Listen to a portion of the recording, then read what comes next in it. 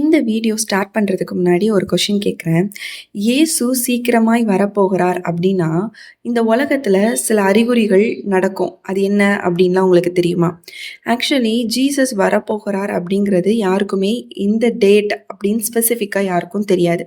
But இன்ட்ரெஸ்டிங்கான ஒரு விஷயம் என்ன தெரியுமா? நம்மளுடைய வேதாகமத்தில் சில அறிகுறிகள் சொல்லப்பட்டிருக்கு. அது இப்பொழுது நடந்து கொண்டு இருக்கிறதோடு நம்ம சேர்த்து பார்த்தா அது ஒத்து போகிற மாதிரி சில சூழ்நிலைகள் அமைந்து கொண்டு இருக்கிறது. உதாரணத்துக்கு பாருங்களேன், அதாவது மனுஷங்க ரொம்ப சுயநலம் மிக்கவங்களா இருப்பாங்க. காசு தான் முக்கியம் அப்படின்னு சொல்லி இருக்கக்கூடிய ஜென்ரேஷனாக மாறும். அதாவது டெக்னாலஜி அதிகமாக டெவலப் ஆகும். சுவிசேஷம் எங்குமே அறிவிக்கப்படும். அதுக்கப்புறம் யுத்தங்கள் செய்திகள்லாம் நீங்கள் கேட்பீங்க. இப்படின்னு சொல்லி வேதத்தில் சில விஷயங்கள் சொல்லப்பட்டிருக்கு. அது எல்லாமே என்ன நடந்துட்டு இருக்குன்னா இப்போ நடந்து கொண்டு இருக்கிறதா நம்ம பார்க்குறோம். இது எல்லாமே கோஇன்சிடென்ஸா வேதாகமத்தில் ஏற்கனவே சொல்ல சயின்ஸா அப்படின்னு நம்ம பார்த்தோம் அப்படின்னா, இன்றைக்கு இதை பற்றி தான் நம்ம டீட்டெயிலாக நம்ம என்ன பண்ண போகிறோம் அப்படின்னா, நம்ம இந்த வீடியோவில் ஃபுல்லாக நம்ம பார்க்க போகிறோம். ஆண்டவர் வருகிறார் அப்படின்னா இந்த உலகத்தில் நடக்கக்கூடிய சில அறிகுறிகள் என்ன அப்படிங்கிறத நம்ம பார்க்க போகிறோம். இந்த வீடியோவோட கடைசி பகுதியில் ஆண்டவர் உங்களை அறியேன் என்று சொல்லாதபடிக்கு நம்ம எல்லாரும் எப்படி ஒரு வாழ்க்கை வாழணும் அப்படிங்கிறத பற்றியும் இந்த வீடியோவில் நம்ம டீட்டெயிலாக பார்க்க போகிறோம். ஸோ இந்த வீடியோவை ஸ்கிப் பண்ணாதீங்க. சொல்கிற ஒவ்வொரு அறிகுறிகளும் ரொம்ப முக்கியமானது.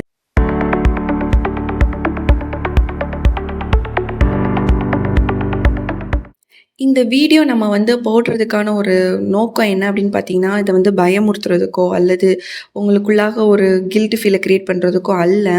இது ஏசு சுவாமி சீக்கிரமாக வரப்போகிறாங்க. நம்ம அதுக்கு ஆயத்தமாக இருக்கிறோமா, நம்மளை நாமே செல்ஃப் ரியலைசேஷன் பண்ணக்கூடிய ஒரு வீடியோவாக தான் இந்த video. Let's go into the science. Okay, sign 1 அப்படின்னு நீங்கள் பார்த்தீங்க அப்படின்னா, லாஸ்ட் டேஸில் பீப்புளெலாம் எப்படி இருப்பாங்க, மக்கள்லாம் எப்படி இருப்பாங்க அப்படிங்கிறத நம்ம இங்கே பார்க்க போகிறோம். சைன் 1 வாசிக்கலாம். 2 தீமோத்தேயும் 3ஆம் அதிகாரம் 1 - 5 வரைக்கும் நம்ம வாசிக்கலாம். மேலும் கடைசி நாட்களில் கொடிய காலங்கள் வரும் என்று அறிவாயாக, எப்படி எனில் மனுஷர் தற்பிரியராயும் பணப்பிரியராயும் வீம்புக்காரராயும் அகந்தியுள்ளவர்களாயும் தூஷிக்கிறவர்களாயும் தாய் தகப்பன்மாருக்கு கீழ்ப்படியாதவர்களாயும் நன்றி அறியாதவர்களாயும் பரிசுத்தமில்லாதவர்களாயும் சுபாவ அன்பில்லாதவர்களாயும் இணங்காதவர்களாயும் அவதூறு செய்கிறவர்களாயும் இச்சை அடக்கமில்லாதவர்களாயும் கொடுமையுள்ளவர்களாயும் நல்லோரை பகைக்கிறவர்களாயும் துரோகிகளாயும் துணிகரம் உள்ளவர்களாயும் இருமாப்பு உள்ளவர்களாயும் தேவ பிரியராயிராமல் சுகபோக பிரியராயும் தேவ பக்தியின் வேஷத்தை தரித்து அதன் பலனை மறுதளிக்கிறவர்களாயும் இருப்பார்கள். இப்படிப்பட்டவர்களை நீ விட்டு விலகு. என்ன சொல்ல வருது அப்படின்னு பாருங்க. பவுல் 2000 வருஷத்துக்கு முன்னாடி எழுதுகிறார். ஆனா இப்போ நம்ம படிக்கும் பொழுது இப்ப இருக்கிற ஜென்ரேஷனுக்கு எழுதின மாதிரி ஒரு விஷயமா காணப்படுது. வேதம் சொல்லுது பாருங்க, லவ்வர்ஸ் ஆஃப் தெம்செல்வ்ஸ், தன்னைத்தான் நேசிப்பவர்கள். இன்று நம்ம சோஷியல் மீடியா கல்ச்சரே நம்ம பார்க்கலாமே. தனக்கான ஒரு ஐடென்டிட்டி இருக்கணும், தனக்கான ஒரு ஃபாலோவர்ஸ் இருக்கணும், தனக்கு மில்லியன் ஃபாலோவர்ஸ் இருக்கணும் இப்படின்னு சொல்லி தனக்கான நான் அப்படிங்கிற ஒரு சர்க்கிள்ல இப்போ இருக்கிற ஜென்ரேஷன் சுத்தி வர்றது. நான் ஒரு ஹைலைட்டரா தெரியணும் அப்படிங்கிறத இந்த நாட்கள்ல என்ன ஆயிட்டு இருக்கு அப்படின்னா, அது ஒரு கல்ச்சராவே மாறிக்கொண்டு இருக்குது அப்படின்னு சொல்லி நம்ம பார்க்கிறோம். ஸோ அதான் அங்க சொல்லப்பட்டிருக்கு, தன்னைத்தான் நேசிக்கிறவர்கள், லவ்வர்ஸ் ஆஃப் தெம்செல்வ்ஸ் அப்படின்னு சொல்லப்பட்டிருக்கு. அடுத்தது பார்த்தீங்கன்னா லவ்வர்ஸ் ஆஃப் மணி, பண மோகம் உள்ளவர்களா மாறிட்டாங்க. பணம் தான் எல்லாத்துக்கும் கோல். அதாவது இப்போ இருக்கிற அன்புகள்லாம் குறைஞ்சு என்ன ஆயிடுச்சு அப்படின்னா, ஃபேமிலிக்குள்ளே பணத்துக்காகவே நம்ம எவ்வளவு நியூஸ் பார்க்குறோம். அன்பெல்லாம் ஒழிஞ்சு இப்போ பணத்துக்காக ஓடிக்கொண்டிருக்கிற ஒரு ஜனமா என்ன ஆயிட்டு அப்படின்னா மாறிட்டு அப்படின்னு சொல்லி நம்ம பார்க்குறோம். இது எல்லாமே 2000 வருஷத்துக்கு முன்னாடி வேதத்துல சொல்லப்பட்ட விஷயங்கள் எல்லாமே இப்போ நடந்து கொண்டு இருக்கிறதா பார்க்குறோம். அதாவது பெருமையா இருக்கட்டும், கீழ்ப்படிதல் இல்லாம, மன்னிப்பு தன்மை இல்லாம, செல்ஃப் கண்ட்ரோல் இல்லாம இருக்கிறது, இது எல்லாமே இப்போவும் நடந்துட்டு இருக்கு. இப்போ இருக்கிற இதுல பாத்தீங்கன்னா நிறைய நெகட்டிவிட்டி தான் நிறைய நம்மளுக்கு பார்த்துட்டே இருக்கும். சில தவறுகள் கூட நார்மலைஸ் பண்ற ஒரு உலகமா கூட மாறிடுச்சு. ஸோ இந்த மாதிரி விஷயங்கள் நடந்துட்டு இருக்கு அப்படிங்கிறத எதை குறிக்குது அப்படின்னா, சைன்ஸ் ஆஃப் செகண்ட் கம்மிங் அப்படிங்கிறத குறிக்குது. அப்படிங்கிறத 2ஆம் வருகையை குறிக்கக்கூடிய சைன்களாக காணப்படுது. ஸோ நம்ம எல்லாருமே என்ன பண்ணோம், எப்போ வேணாலும் இருக்கலாம், நம்ம ஆயத்தமாகிற ஒரு கூட்டமாக நம்ம காணப்படணும். செகண்ட் சைன் பார்த்தீங்க அப்படின்னா, lovers of pleasure more than the lovers of God அப்படின்னு சொல்லலாம். தேவன் மேல இருக்கிற அன்பை காட்டிலும் மற்ற விஷயத்துல சந்தோஷப்படுற அது மேல ரொம்ப பிரியப்படுகிற நபர்களாக ஒருத்தரும் காணப்படுறோம். 2 தீமோத்தேயு 3ஆம் அதிகாரம் 4ஆம் வசனத்துல சொல்லப்பட்டிருக்கு, தேவ பக்தியின் வேஷத்தை தரித்து அதன் பலனை மறுதளிக்கிறவர்களாயும் இருப்பார்கள், இப்படிப்பட்டவர்களை நீ விட்டு விலகு. மற்ற விஷயங்கள்ல சந்தோஷம் படுறது, அதுல பிரியப்படுகிற நபர்களாக மாறும். இப்போ ஃபார் எக்ஸாம்பிள் ஒரு காமெடியோ ஒரு என்டர்டெயின்மெண்ட்டோ எடுத்துக்கோங்களேன். கொஞ்ச நேரம் சிரிச்சா கொஞ்சம் ஸ்ட்ரெஸ் குறையும். ஒரு மொபைல் ஃபோன் போதும் 24 ஹவர்ஸும் என்டர்டெயின்மெண்ட். ஒன்றும் இல்லை, இப்போ நம்ம ஃபோன் எடுக்கிறோம், கொஞ்சம் மைண்ட் ரிலாக்ஸேஷனாக இருக்கட்டும் அப்படின்னு சொல்லிட்டு நம்ம ஃபோன் பார்க்குறோம், ரீல்ஸ் பார்க்குறோன்னு வச்சுக்கோங்க. இந்த ரீல்ஸ் என்ன ஆகும், 1 ஹவராக மாறும், 2 ஹவராக மாறும், 3 ஹவராக மாறும். கிட்டத்தட்ட நைட்டு பாதி பேர் நைட் ஃபுல்லாகவே பார்க்குற ஒரு சூழ்நிலையாக கூட மாறும். ஷார்ட்ஸாக இருக்கட்டும், கேம்ஸாக இருக்கட்டும், கேமிங்கில் கூட இன்ட்ரெஸ்டடாக இருக்கிற நபராக ஒவ்வொருத்தரும் காணப்படுறோம். இந்த மாதிரி விஷயங்கள்ல நம்மளுக்கு டைம் போகிறதே தெரியாது. ஸோ இதில் நம்ம டைம் ஸ்பெண்ட் பண்ணுற நபராக இருப்போம். ஆனால் ப்ரேயர்னு வரும்போது டைம் இல்லை, பைபிள் படிங்க டைம் இல்லை, ஸ்க்ரோலிங்க்கு என்ன இருக்குது, டைம் இருக்குது. அப்போ ஃபோன் பார்க்குறதுக்கு டைம் இருக்குது. ஆனால் என்ன ஆயிடுச்சு அப்படின்னா, தேவனுக்கு செலுத்த வேண்டிய நேரத்தில் டைம் இல்லாத ஒரு சூழ்நிலையில் வாழ்ந்து கொண்டிருக்கிற மக்களாக ஒவ்வொருத்தரும் காணப்படுறாங்க. ஸோ இங்கே என்ன அப்படின்னா, டெக்னாலஜி யூஸ் பண்ணாதீங்க, இப்போ இருக்கிற நீங்கள் மொபைல் யூஸ் பண்ணாதீங்க நான் சொல்லலை. எல்லாமே என்ன அப்படின்னா ஒரு லெவல், நம்மளோட தேவைக்கு யூஸ் பண்ணுமே தவிர அது நம்மளை கண்ட்ரோல் பண்ணுற மாதிரி எப்போவுமே நம்ம மாறக்கூடாது அப்படிங்கிறத இங்கே சொல்ல வரேன்.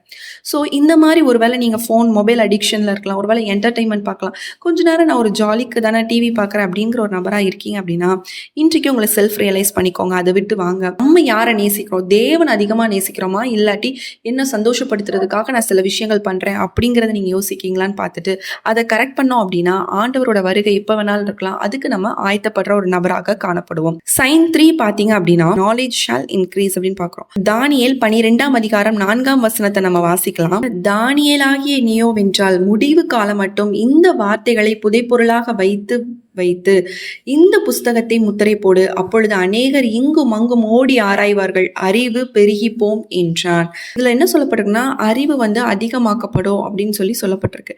இப்போ நம்ம யோசிச்சு பார்க்கலாம். அதாவது 100 வருஷத்துக்கு முன்னாடி இருந்த ஒரு மனுஷன்ட்ட அதாவது சில விஷயங்கள் கேட்டிங்கன்னா தெரியாது. ஏன்னா அந்த அளவுக்கு என்ன அல்ல அப்படின்னா அந்த சோர்ஸ் கிடைக்கல, நிறைய விஷயங்கள் தெரிந்திருக்கிறதுக்கான சோர்ஸ் கிடையாது. இப்போ பாருங்க, நம்மளுக்கு என்ன எதை பற்றி கேட்டாலும் நம்மளுக்கு தெரியும், நம்ம ஈஸியாக நம்ம ஐடென்டிஃபை பண்ணிக்க முடியும். அதுக்கு நம்ம ஒரு டிவைஸ் நம்ம கூடயே நம்ம வச்சுட்ருக்கோம். ஆனால் அப்போ அப்படி கிடையாது. அந்த 100 வருஷத்துக்கு முன்னாடி பார்த்தீங்கன்னா அந்த அளவுக்கு சோர்ஸ் ஆஃப் நாலேஜ் இருக்குமான்னு கேட்டிங்கன்னா கிடையாது. எதுனாலும் யாரோ ஒருத்தர் சொல்லி கொடுத்து அப்படி தான் ட்ரெயின் பண்ணியிருப்பாங்க, லைப்ரரிஸில் போய் படிச்சிருப்பாங்க. இப்போ பார்த்தீங்கன்னா மொபைல்லே நம்மளுக்கு எல்லாமே இருக்குது. என்னென்ன தேவையோ நம்ம எல்லாமே சோர்ஸ் எடுத்துக்கலாம். ஆர்டிஃபிஷியல் இன்டெலிஜென்ஸ் இருக்குது, இன்டர்நெட் இருக்குது, இன்ஸ்டன்ட் கம்யூனிகேஷன் இருக்குது, ஆன்லைனில் எஜுகேஷன் கூட இருக்குது. எல்லாமே, அதாவது மெடிக்கல்லையும் சரி எல்லா ஃபீல்டுலேயும் பார்த்தீங்க அப்படின்னா எல்லாமே நம்ம அட்வான்ஸ்டாக நல்லா க்ரோ ஆகிட்டே இருக்கக்கூடிய, வளர்ந்து கொண்டே தான் நம்ம இருக்கிறோமே தவிர ஒரு ஃபோன்லேயே நம்ம எல்லாமே நம்மளுக்கு தெரிஞ்சுக்கக்கூடிய ஞானத்தை நம்ம இன்று பெற்றிருக்கோம். என்ன ஆகுது அப்படின்னா நம்மளுடைய நாலேஜ் லிட்ரலி எக்ஸ்ப்ளோர்ட் ஆகிட்டே இருக்குது, வளர்ந்து கொண்டே தான் இருக்குது. ஸோ இங்கே தேவனோட ஒரு ரிலேஷன்ஷிப் நம்மளுக்கு வளரணும். என்னதான் உலக அறிவில் நம்ம வளர்ந்துருந்தாலும் தேவனோடு இருக்கக்கூடிய அறிவில் நம்ம வளர்ந்துருந்தா மட்டும்தான் இந்த நாட்களில் நம்ம என்ன பண்ண முடியும், நம்ம பாதுகாப்பாக இருக்க முடியும். சைன் 4 பார்த்தீங்க அப்படின்னா சுவிசேஷம் எங்கும் பிரசிக்கப்படும். மத்தேயு 24:14 நீங்க பார்த்தீங்க அப்படின்னா, ராஜ்யத்தினுடைய இந்த சுவிசேஷம் பூலோகம் எங்கும் உள்ள சகல ஜாதிகளுக்கும் சாட்சியாக பிரசங்கிக்கப்படும், அப்போது முடிவு வரும் அப்படின்னு இங்கே சொல்லப்பட்டிருக்கு. தேவனுடைய ராஜ்யத்தின் சுவிசேஷம் எல்லா இடங்கள்லையும் என்ன பண்ணோம், அறிவிக்கப்படும். அந்த காலத்துலலாம் பார்த்தீங்கன்னா ஒரு மிஷினரி ட்ராவல் பண்ணோன்னா மாத கணக்கில் ஆகும், வருட கணக்கில் ஆகும். ஆனால் இன்று பாருங்களேன், ஃபோனுங்கிற விஷயம் எல்லார் கையிலையும் இருக்குது. ஒரு வீடியோ போதும், அவங்களுக்கு எப்படியும் தேவனுடைய சுவிசேஷம் என்ன பண்ணும், அறிவிக்கப்படும். ஒரு இன்ஸ்டாகிராமில் போடுறக்கூடிய ஒரு போஸ்ட்டாக இருக்கலாம், ஒரு பாட்காஸ்ட்டாக இருக்கலாம், லைவ் ஸ்ட்ரீம், வாட்ஸ்அப்பில் நீங்கள் சும்மா ஷேர் பண்ணக்கூடிய ஒரு மெசேஜாக இருக்கலாம். இது மூலமாக என்ன ஆகும் அப்படின்னா சுவிசேஷங்கள் எங்குமே அறிவிக்கப்படுகிறது அப்படின்னு நம்ம பார்க்குறோம். பைபிளும் இப்போது ஆயிரக்கணக்கான கிட்டத்தட்ட 3000 லாங்குவேஜஸில் என்ன ஆகுது அப்படின்னா பைபிள் என்ன பண்ணப்படுதுன்னா டிரான்ஸ்லேட் பண்ணப்படுகிறது அப்படின்னு நம்ம பார்க்குறோம். ஆல்மோஸ்ட் அதாவது எல்லா இடத்துலையுமே காஸ்பல், அதாவது தேவனுடைய சுவிசேஷம் அறிவிக்கப்பட்டிருக்கு அப்படிங்கிறத நம்ம பார்க்குறோம். ஸோ இன்று ஆண்டவர் நமக்கு ஒரு பொறுப்பை கொடுத்துருக்காரு. பார்த்துட்டு இருக்க ஒவ்வொருத்தரும் நீங்கள் தேவனுடைய சுவிசேஷத்தை உங்களுக்கு தெரிஞ்சவங்க கிட்ட இல்லை உங்கள் கூட வேலை பார்க்குற ஃப்ரெண்ட்ஸ் கிட்ட ஏதாவது ஆண்டவரை பற்றி நீங்கள் சொல்லியிருக்கீங்களா? அப்படி இல்லை அப்படின்னா இதை நீங்கள் கொஞ்சம் செல்ஃப் ரியலைஸ் பண்ணிக்கோங்க. இது நம்ம எல்லாருக்கும் கொடுக்கப்பட்ட கடமை, இதை நம்ம எல்லாருமே செய்யணும் அப்படிங்கிறத நம்ம தெரிஞ்சுக்கலாம். 5th சைனாக பார்த்தீங்க அப்படின்னா wars and rumours of wars அப்படின்னு பார்க்குறோம். இதை பற்றி டீட்டெயிலாக நம்ம ஒரு வீடியோ போட்டிருக்கோம். அதற்கான லிங்க் கூட நான் டிஸ்கிரிப்ஷனில் கொடுக்குறேன். ஸோ அந்த வீடியோ பாருங்கள். அதை பற்றி என்னோட சிஸ்டர் வந்து அழகாக எக்ஸ்பிளைன் பண்ணியிருப்பாங்க. மத்தேயு 24ஆம் அதிகாரம் 6லேருந்து நீங்கள் 7 வரைக்கும் வாட்ச் பார்த்தீங்கன்னா யுத்தங்களும் யுத்தங்களின் செய்திகளையும் நீங்கள் என்ன பண்ணுவீங்க, கேள்விப்படுவீங்க அப்படின்னு சொல்லி பார்க்குறோம். நியூஸ் சேனல் ஓப்பன் பண்ணால் நிறைய விஷயங்கள் பார்க்குறோம். அதாவது வந்து வார் த்ரெட்டன் பண்ணுற மாதிரி இருக்கலாம், இல்லை வார் நடக்கிறதாக இருக்கலாம், நிறைய பற்றாக்குறைகள் விஷயங்கள் பார்க்குறோம். அதாவது நிறைய கான்ஃப்ளிக்ட்ஸ் வந்து இப்போ நம்ம வந்து தொடர்ந்து சமீப காலங்களில் நம்ம வந்து நிறைய போர்கள் பற்றி நம்ம வந்து பார்த்துட்ருக்கோம். அப்போது இது எல்லாமே எதை குறிக்குது அப்படின்னா ஆண்டவருடைய வருகை வந்து கொஞ்சம் கொஞ்சமாக நெருங்கிட்டு வந்துட்டுருக்கோம். இதுக்கு முன்னாடிலாம் வந்து சொல்லிகிட்டே இருக்காங்க, நீங்களும் இப்போ அப்படி தான் சொல்லிட்டு இருக்கீங்கன்னா, அப்போ இருந்த சூழ்நிலைகள் வேறு. ஆனால் இப்போ இருக்கிற சூழ்நிலைகள் பார்த்தீங்க அப்படின்னா கொஞ்சம் கொஞ்சமாக எல்லா விஷயங்களும் நடந்துட்டுருக்கிறத நம்ம கண்ணால் பார்த்துட்ருக்கோம்.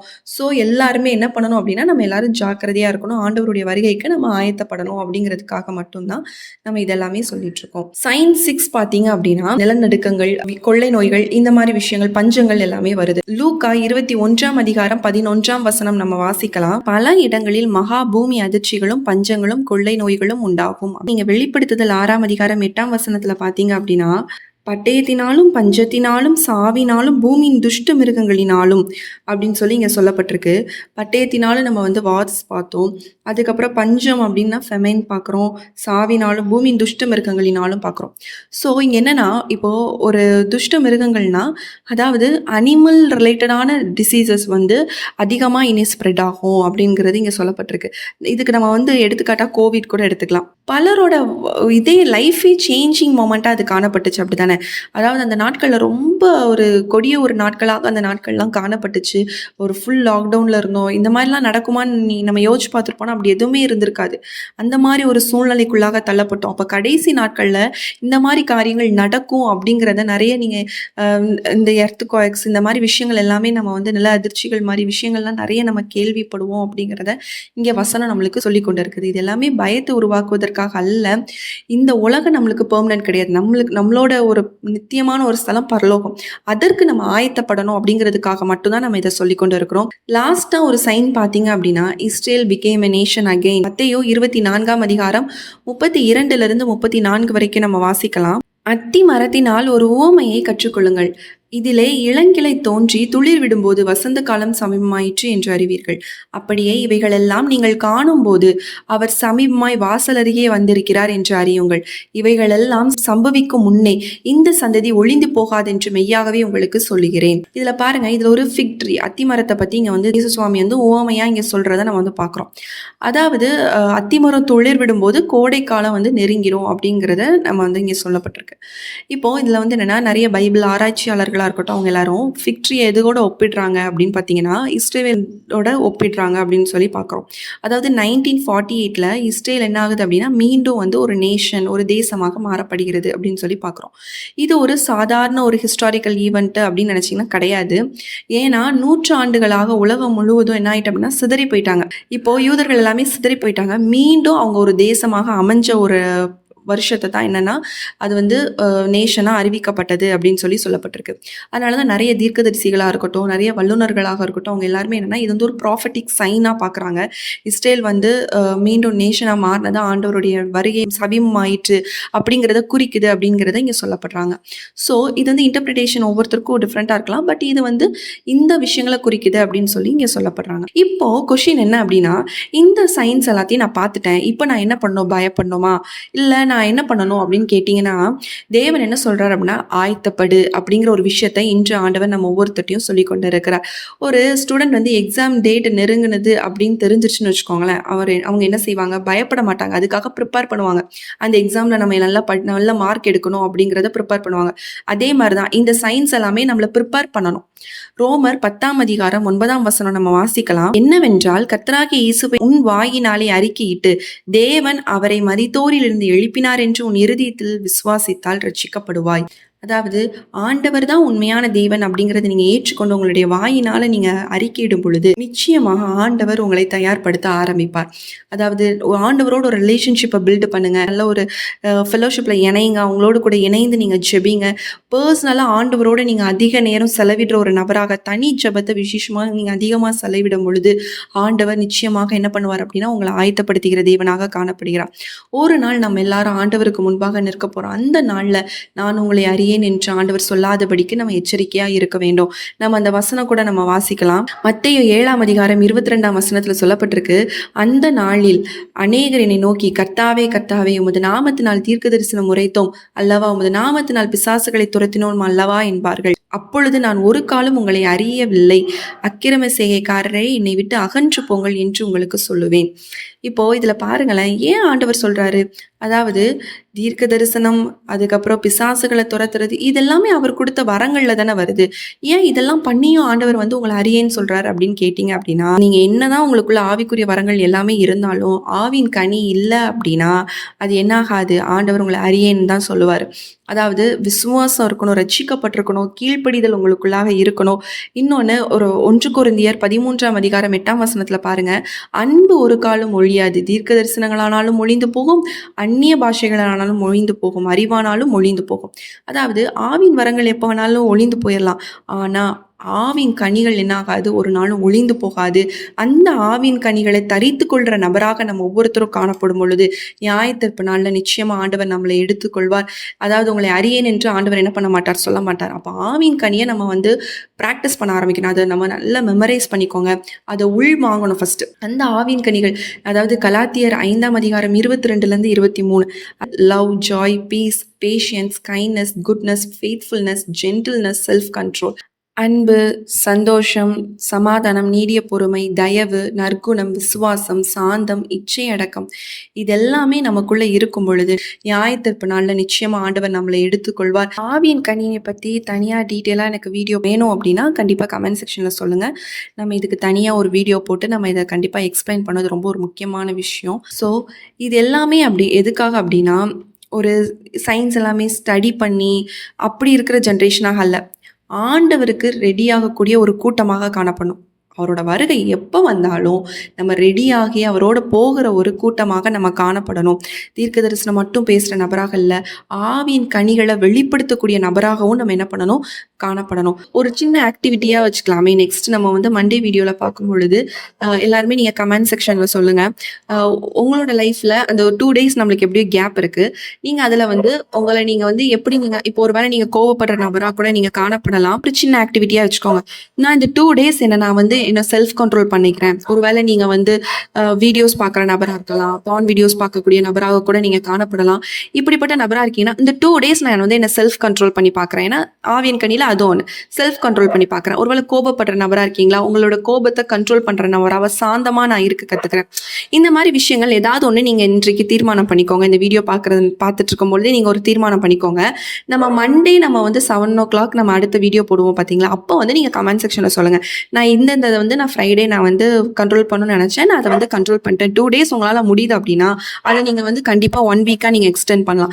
இப்படி எக்ஸ்டெண்ட் பண்ணும்போது நிச்சயமாக என்னாகும், நமக்குள்ள அந்த ஆவின் கனி என்னாகும், வளர்த்தப்படும். ஸோ இது ஒரு ஆக்டிவிட்டியாக எடுத்துக்கோங்க. மண்டே நீங்கள் கண்டிப்பாக எல்லாருமே நீங்கள் வந்து கமெண்ட் செக்ஷனில் சொல்லணும். நம்ம இப்போ இந்த ஒரு 7 அறிகுறிகள் பார்த்துருக்கோம். ஆவின் கனி நமக்குள்ளே இருக்கும் பொழுது ஆண்டவர் நிச்சயமாக நம்மளை எடுத்துக்கொள்வார். ஸோ இந்த காரியங்கள் எல்லாமே நீங்கள் வந்து நோட் பண்ணி கூட வச்சுக்கோங்க. இது எல்லாமே நீங்கள் தியானிச்சு பாருங்கள், நிச்சயமாக ஆண்டவர் உங்களோடு கூட பேசுவார். நம்ம எல்லாரும் ஆயத்தப்படும் பொழுது அவரோட வருகை வரும்போது நம்ம நிச்சயமா எல்லாருமே நம்ம சந்திக்க ஆண்டவர் நமக்கு உதவி செய்வார். இந்த வீடியோ உங்களுக்கு ரொம்ப யூஸ்ஃபுல்லாக இருந்திருக்கும் அப்படின்னு சொல்லி நான் கர்த்தருக்குள் விசுவாசிக்கிறேன். யூஸ்ஃபுல்லாக இருந்துச்சு அப்படின்னா கண்டிப்பாக கமெண்ட் செக்ஷனில் சொல்லுங்க. இல்லை இன்னும் நிறைய சயின்ஸஸ் இருக்கு சிஸ்டர், நீங்கள் அதெல்லாம் மிஸ் பண்ணிட்டீங்க அப்படின்னாலும் நீங்கள் கமெண்ட் செக்ஷனில் சொல்லுங்க, அதை நாங்கள் கண்டிப்பாக பின் பண்ணுறோம். அது மற்றவங்களுக்கும் யூஸ்ஃபுல்லாக இருக்கும். இல்லை லாஸ்ட் டேஸ் பற்றி இன்னும் நிறைய வசனங்கள் இருக்குது, நான் வந்து கம்மியாக தான் சொல்லியிருக்கேன். வசனங்கள் உங்களுக்கு தெரியும் அப்படின்னாலும் அதையும் நீங்கள் கமெண்ட் செக்ஷனில் சொல்லுங்கள். பார்க்குற நிறைய பேருக்கு வந்து இப்பெல்லாம் வசனங்கள் இருக்குது அப்படிங்கிறது தெரியறதுக்கு ரொம்ப யூஸ்ஃபுல்லாகவும் இருக்கும். இப்போ உங்களுக்கு ஜப குறிப்புகள், ப்ரேயர் பாயிண்ட்ஸ், இந்த மாதிரி கவுன்சிலிங் வேணும், இந்த மாதிரிலாம் இருக்குது அப்படின்னா ஸ்க்ரீனில் தெரியக்கூடிய வாட்ஸ்அப் நம்பருக்கு மெசேஜ் பண்ணுங்கள் அல்லது வாய்ஸ் நோட் பண்ணுங்கள். ஏன்னா கால்ஸ் நிறைய வரனால ஒரு சின்ன ஒரு விஷயம் தான் நான் இங்கே சொல்லணும். ஏன்னா நம்ம ஒரு சின்ன, அதாவது நானும் என்னோட சிஸ்டர் தான், நாங்கள் வந்து மெசேஜ் எடுக்கிறோம், நாங்கள் தான் எடிட்டிங் பண்ணுறோம். இந்த மெசேஜ் நீங்கள் அனுப்புகிற மெசேஜ் எல்லாமே என்னோட அம்மா, அவங்க அப்பா, இவங்க தான் ஹேண்டில் பண்ணுவாங்க. நாங்கள் சின்ன டீம்ங்கிறனால எல்லாமே, அதாவது இதுக்கிடையில் நாங்கள் வெளியே ஏதாவது ப்ரேயர் மீட்டிங்ஸ் இருந்துச்சுன்னா நம்ம அதையும் அட்டெண்ட் பண்ணோம். அதுக்காக நாங்கள் ப்ரிப்பேர் பண்ணணும். ஸோ இந்த மாதிரி விஷயங்கள் இருக்கிறனால என்ன ஆகுது அப்படின்னா, நம்மளால் கண்டினியூஸாக கால்ஸ் வந்தால் நம்மளால் எடுக்க முடியாது. சில மீட்டிங்ஸில் இருப்போம், அதனால் எடுக்க முடியாத ஒரு சூழ்நிலையாக மாறிடும். நீங்கள் என்ன பண்ணிடுங்க அப்படின்னா, வாய்ஸ் நோட் பண்ணிடுங்க, இல்லைனா மெசேஜ் பண்ணிடுங்க. அதனால் நிறைய பேர் வந்து நாங்கள் கால் பண்ணுறோம், நீங்கள் எடுக்கலை அப்படின்னு சொல்கிறீங்க. தயவு செஞ்சு எங்களை மன்னிச்சுக்கோங்க. ஏன்னா இப்போ நம்ம வளர்ந்துட்டோம் அப்படின்னு வச்சுக்கோங்களேன், தனித்தனியாக நம்ம ஒர்க்கை பிரிச்சுட்டோன்னா கொஞ்சம் எங்களுக்கும் ஈஸியாக இருக்கும். நிறைய பேர்கிட்ட நம்ம பேசலாம். நிறைய பேர் வந்து நீங்கள் தொடர்ந்து எங்கள் கூட பேசுங்க அப்படின்னு சொல்லி நிறைய பேர் கேட்குறீங்க. உங்களோட லவ்வுக்கு ரொம்ப நன்றி. ஆண்டவர் என்ன பண்ணுறாரு, ஒரு நல்ல ஒரு ஃபேமிலியாக நம்ம எல்லாரையுமே கனெக்ட் பண்ணியிருக்காரு. ஆண்டவருக்கு நன்றி செலுத்திக்கிறேன். வாட்ஸ்அப்பில் பார்த்தீங்கன்னா நம்ம மேக்ஸிமம் ஃப்ரைடே, சாட்டர்டே, சண்டே மட்டும் என்ன ஆகும் அப்படின்னா கொஞ்சம் 2 நாள் டிலே ஆகும் மெசேஜ் ரிப்ளை பண்ண. மற்றபடி எல்லா நாளுமே கரெக்டாக நாங்கள் மெசேஜ்க்கு ரிப்ளை பண்ணிடுவோம். இது ஒரு சின்ன ரெக்வஸ்ட்டாக நீங்கள் எடுத்துக்கோங்க. கண்டிப்பாக ஆண்டவர் உங்களை ஒவ்வொருத்தரையும் ஆசீர்வதிப்பார். உங்களுடைய இருதயத்தின் வேண்டுதல்கள் எல்லாவற்றையும் ஆண்டவர் நிறைவேற்றுவார். அவரோட வருகைக்கு நம்ம எல்லாரும் ஆயத்தப்படுவோம். ஒரு கூட்ட ஜனங்களையும் ஆயத்தப்படுத்துவோம். கர்த்தர் நிச்சயமாக நம்ம ஒருத்தரையும் ஆசீர்வதிப்பார். ஓகே, மீண்டும் உங்களை அடுத்த ஒரு வீடியோவில் சந்திக்கிறேன். கர்த்தர் உங்களை ஆசீர்வதிப்பாராக. ஆமேன்.